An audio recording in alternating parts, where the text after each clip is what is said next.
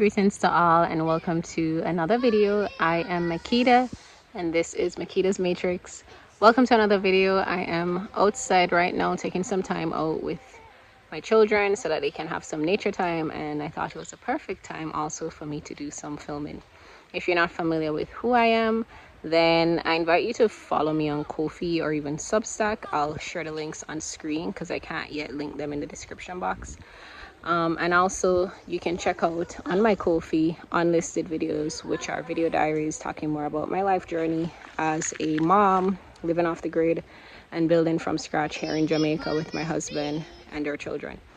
So today I want to talk about a topic that's been in my consciousness for some weeks now, but that's been slowly being planted into my mind for years now since I returned to Jamaica. And this topic is cultivating your organic matrix. Now, when you hear the word matrix, you know, the first thing you're going to probably think of is the rat race society, because we all got, you know, familiar with this ideology of the matrix when we entered into this spiritual awakening journey. And the matrix is this thing that we want to get out of. Oh, I want to leave the matrix. I want to get out of the matrix. But, you know, with that journey of seeking to get out of the matrix, a lot of time, people get trapped in this process of escapism. And also living in a bit of a delusional reality where they believe that they're just going to magically create a utopic world where everything works according to our desires and such. And even though we do deserve this, this is something that we have to work at, right? There is no spirituality without physical work, because spirit and the physical realm work in alignment with each other. So before we go ahead, I want to talk a little bit about where this word matrix comes from. The word matrix comes from the Latin word mātrīx, which means womb or pregnant animal, and that comes from the word māter, which means mother. So the word matrix, before it got this colonial influence, patriarchal influence vibration to it, belonged to matriarchy, matrifocal living. And something that I'm really exploring, and I really want to dive into this more, so perhaps this will be a part of my book club. I'm diving into looking into the primordial origin of things. That's before colonization, before industries were created from the patriarchal governing systems, and our ancestors, primordial ancestors, lived in villages. They were very matrifocal. And matrifocal simply means they were mother focused, not matriarchal, which can be confused with women being in governance over people. But even though their societies were more than likely governed by women, it wasn't because they thought men were not valuable. As a matter of fact, men were very valuable in these societies, but the men too understood the importance of the mother. Not the superiority of the mother, the importance, because mother is the nurturer, she's the nourisher, she's been blessed with the womb which carries the child, she's been blessed with the food of life, the milk which nourishes the child.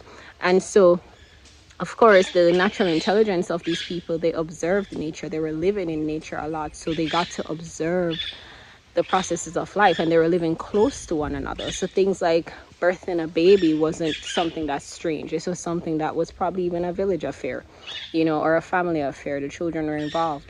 And so, as everyone I'm sure can see, there is a huge shift going on the internet where you're seeing a lot of natural birthing content, people going off the grid, people wanting to leave the system, stop working a 9-to-5 and all of this. And all of this is in alignment with the shift that we're going through presently towards a more matrifocal way of living.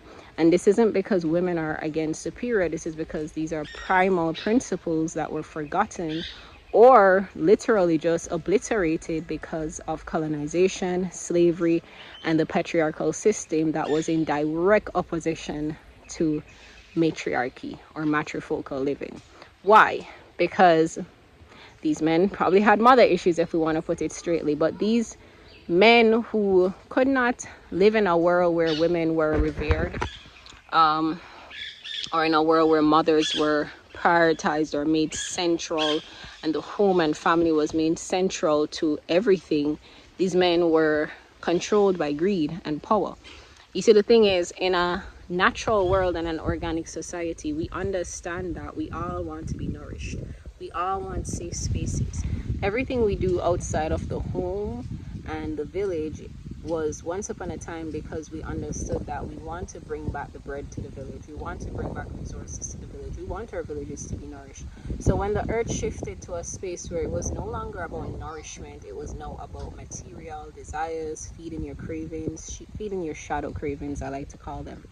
Because cravings don't have to be bad, but when your cravings create matrices where you will exploit to any extent just to feed them, then we have a problem.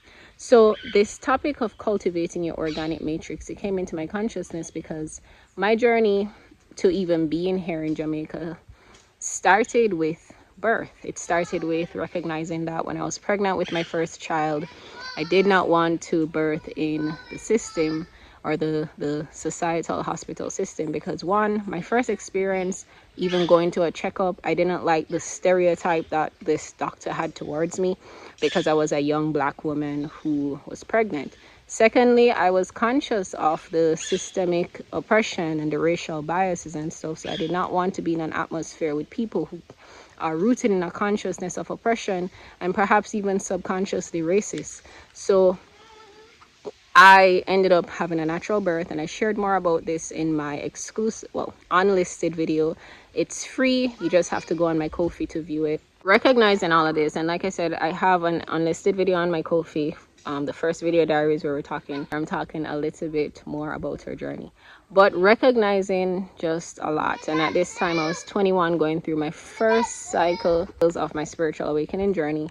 And this was very much catalyzed by me becoming a mother. And so I wanted a safe atmosphere, and we ended up getting that through payment. Of course, we worked with a licensed birthing center, and I was able to bring in our child naturally in water. We had a natural water birth in 2017, and that really was the catalyst that kickstarted our journey to where we are now, almost 8 years later in Jamaica on this mission. I was gonna say self-appointed, but also divinely guided mission and chosen mission, because we choose to take on this mission of striving to cultivate an organic environment for our children. We're striving to cultivate organic matrices, my husband and I, because my understanding of life is that we all can generate an organic matrix. We do not have to accept the matrices that are given to us.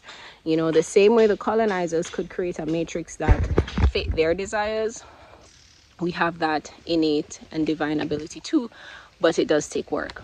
It takes work and it takes community, and this is why communal living is coming back around, not because so that we can gather in groups and live out our fantasies of saying, hey, F the system, we don't want to do all this work and stuff, but so we can actually come together and put in the labor, put in the work in a way that's balanced. There's so much to talk about around this topic, but of course I'm going to keep it short and just gradually share on this. But one of the things we have to remember is that labor was never bad. It's just that labor, when it's not balanced with rest, becomes very exploitative. And so that's what's happening in the world right now, to the extent that we've even been programmed to exploit our own energies. We've been programmed to devalue ourselves, to undervalue ourselves. And that's the great awakening that's happened for so many of us. We are having to learn how to cultivate organic matrices. We're having to learn how to cultivate our own organic matrix, and that goes into learning how to work, learning how to build sustainable wealth, learning about sustainability. It's a whole lot of learning and unlearning, right? So this is something that my husband and I were very passionate about, because ultimately our desire is to be living in a community space with like-minded people who understand the importance of the dedicated work to cultivate organic matrices, and who are also resilient in extracting themselves gradually from the colonizer's matrix. Of course, that takes time, because as we can see, our entire world, many of our Western societies, is governed under patriarchal systems and ways of life. And I invite you and encourage you to check out the book, The Great Cosmic Mother. And that really goes into the history of patriarchy in alignment to how matriarchy or matrifocal living was literally just, you know, obliterated because of the hatred of mankind and the hatred of men who just could not see women as divine. And it even mentions a little bit about the religious beliefs and Yeshua and Jesus, and how all of these actually tie into the mythological stories that we've all come to understand. And you see that there are patterns and cycles that are just repeating. But for now, what I just want to focus on is this topic of cultivating your organic matrix. And I'm going to be diving into this more as time goes by and spirit bids and my life cycles aligns. So yeah, that's the topic for today. I'm going to leave you with what I just said for you to think on. And in the comments, I'd love to know where you're watching from, what process or what cycle or what phase you're in when it comes to cultivating your organic matrix or manifesting more organic realities that are sustainable and in alignment with the ways of life that God originally intended for us to live, which was supposed to be rooted in righteous work, balanced work, righteous relationships, sustainable living, working with the earth, cultivating nourishing food, growing food, homesteading, and communal farming, and all these things. So I invite you to visit us on Ko-fi at The Rooted Journey. You can also find me on Substack, where I write more detailed blogs on just the different things that I talk about. Thank you so much for joining me. Thank you for tuning in, and I'll see you in another video.